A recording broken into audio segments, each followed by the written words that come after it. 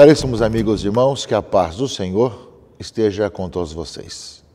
Estamos em mais um final de semana, celebrando o 14º domingo do tempo comum, e a palavra de Deus vai nos falar sobre olhar de fé e crer no Senhor presente no meio de nós. É uma oportunidade, nós cada vez mais pedimos esse dom da ação do Espírito Santo em nossa vida. Mas também nessa semana nós teremos o CAN 5, Congresso Americano Missionário, Congresso Missionário Americano, pela 5ª vez, e que acontecerá na Bolívia, em Santa Cruz de la Sierra, de 10 a 14 desse mês. E tem como tema América em Missão, o Evangelho é Alegria. Nós estamos unidos, todos os nossos representantes que irão participar desse CAN 5, o 5º Congresso Americano Missionário, nesse dia 10 a 14, e justamente lembrando dessa missionariedade. Aquilo que fala de América em Missão, no fundo, traz como pano de fundo essa missão permanente que na 5ª Conferência do Episcopado Latino-Americano que houve em Aparecida, foi colocado com muita clareza. Nós somos chamados a ser permanentemente missionários, América em Missão. E, ao mesmo tempo, usando toda a questão daquilo que o Papa Francisco tem colocado nos seus documentos e colocou também num dos seus documentos, o Evangelho é Alegria, a alegria do Evangelho. Ou seja, no meio de tantos desastres e tantas notícias negativas, tantas raivas, tantos problemas, tantas pessoas que se matam e se odeiam umas às outras, nós vamos anunciar o Evangelho da Alegria. O Evangelho é alegria, é uma boa notícia. A salvação, Deus tanto amou o mundo que enviou o seu Filho. Nós somos chamados a acreditar e acolher essa boa notícia e, ao mesmo tempo que nós a acolhemos, de anunciá-la aos irmãos e irmãs, anunciá-la às pessoas ao nosso redor. Eis aí o desafio, meus irmãos e irmãs, no meio de tantas coisas que também passam por nós. São tantas decepções, são tantas coisas que nos machucam, que nos ferem a cada dia, a cada momento.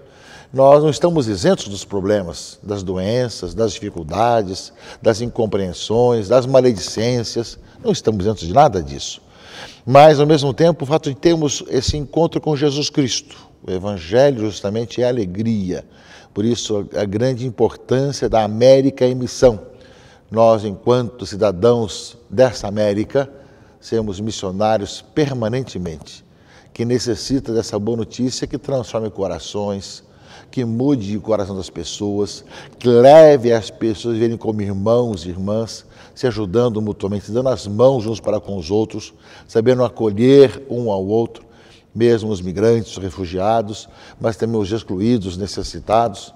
Enfim, eis aí o nosso grande segredo e a necessidade que nós temos hoje de manifestar essa comunhão e essa nossa unidade com todos aqueles que ao nosso redor buscam encontrar a luz em sua vida.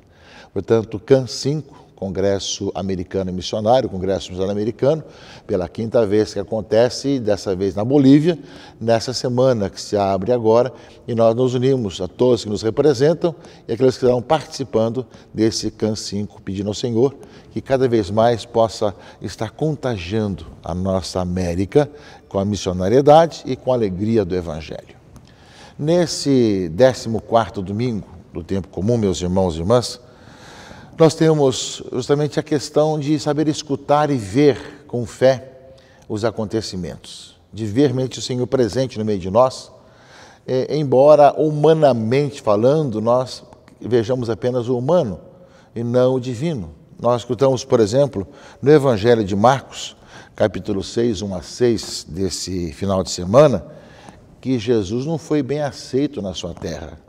Quando ele volta à sua terra em Nazaré, ali o vem apenas como aquele que é o filho de Maria, que morava também na casa de José, que era carpinteiro, que tinha a sua família ali por perto, e falou, mas de onde que vem tanta coisa que acontece na sua vida agora?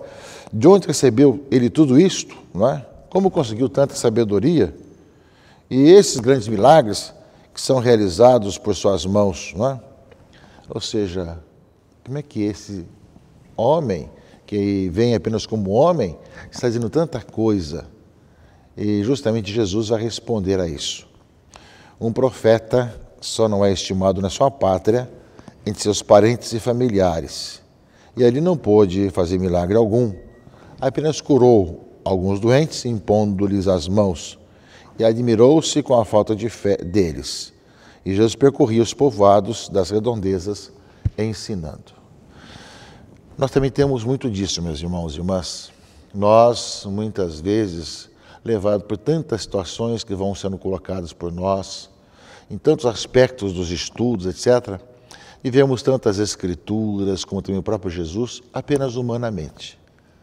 Apenas como um dado histórico, quando se vê historicamente, ou ainda como algo construído, pela comunidade cristã, e não realmente pela fé enxergar a ação de Deus na história.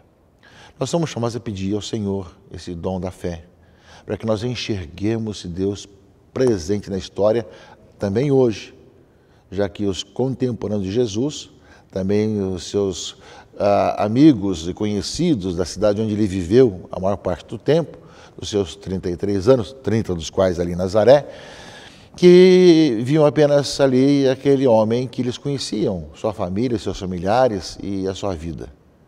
Como é que podia imaginar que Deus estivesse agindo nele, ele fosse Deus conosco, justamente esse passo da fé. Por isso daí vem, quando os discípulos, os apóstolos falam, meu Senhor e meu Deus, no caso de Tomé, tu és o Cristo, Filho do Deus vivo, como Pedro disse, o passo que se dá de enxergar em Jesus se Deus é homem verdadeiro, se Deus presente no meio de nós.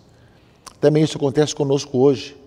Nós somos chamados a viver nesse espírito de fé, de crer no Senhor Jesus Cristo vivo, presente no meio de nós, crer que Deus está presente hoje, aquele que existe antes que tudo existisse, que existirá depois de tudo e acima de tudo, tornou-se homem, veio morar no meio de nós e a nossa vida. E é o Senhor que realmente é o caminho que nos conduz à comunhão com o Pai, à vida da Trindade. Ele é o único caminho, não existe outro caminho.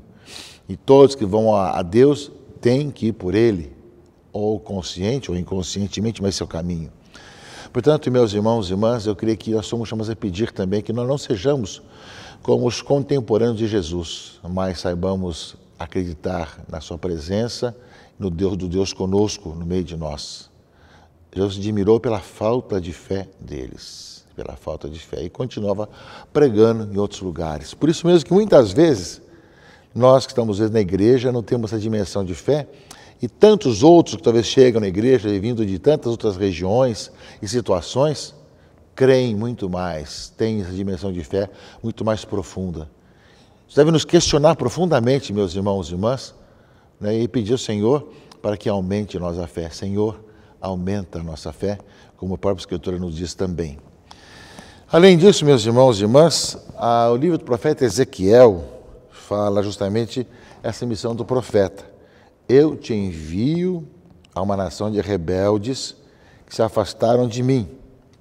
Eles e seus pais se revoltaram contra mim até o dia de hoje. A estes filhos de cabeça dura e coração de pedra, vou te enviar, e tu lhes dirás, assim diz o Senhor, quer te escutem, quer não, pois são um bando de rebeldes, ficarão sabendo que houve entre eles um profeta. Portanto, já no Antigo Testamento aparece isso. Deus fala a Ezequiel, vai, diga a esse povo que eu estou te mandando dizer, quer te escutem, quer não te escutem. Se escutarem, muito bem. Se não escutarem, pelo menos passou no meio deles um profeta, e acabaram não escutando, não terão desculpas de dizer que não tiveram oportunidade. Ora, meus irmãos e irmãs, nós vemos que nós somos chamados, de um lado, a ser esse povo que escuta, que escutamos os profetas, aqueles que nos falam, que é o próprio Jesus Cristo no meio de nós e que nos leve à conversão. Do outro lado, nós somos chamados a ser a igreja que fala. Não desanima nunca, porque pode ser que muitas vezes seremos escutados, outras vezes não. Estamos aí na semana que vamos ter o CAN5, o Congresso Missionário Americano, lá na Bolívia, e lembra que muitas vezes nós vemos que o missionário é escutado, outras vezes não. Ainda mais hoje com as mídias digitais, tantas questões que existem, que depreciam o Evangelho, a palavra de Deus, a revelação cristã. Quantas vezes nós vemos também em programas dos meios de comunicação mais antigos, né?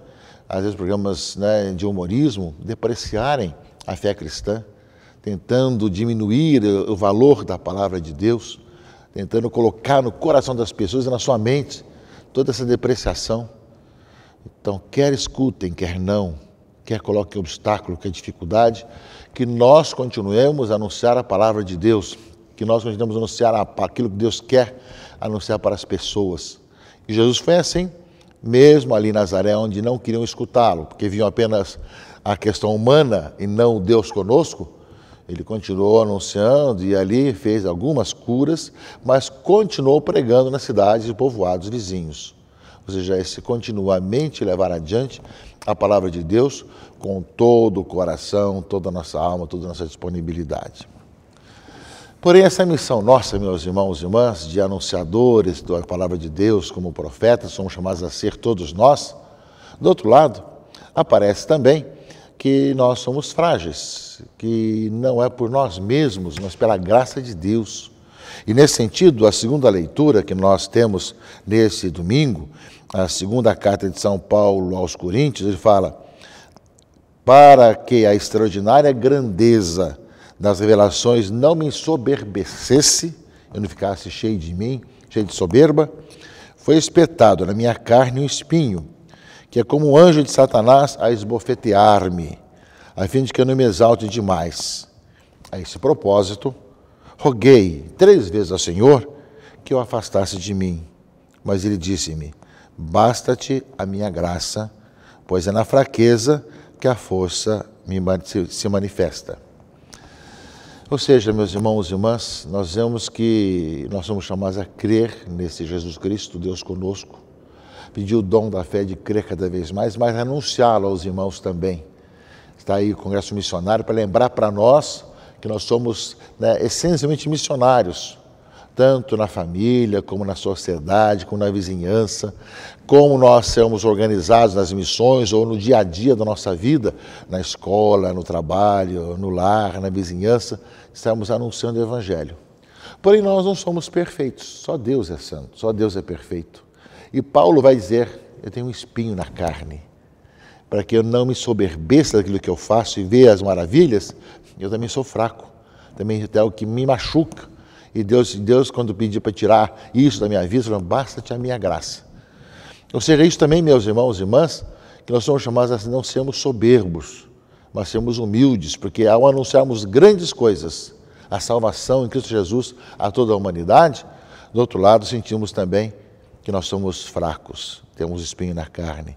Isso não nos deixa ser soberbos, pensando que somos mais do que os outros, mas sim pessoas que sabem que aquilo que acontece é dom, é graça do Senhor.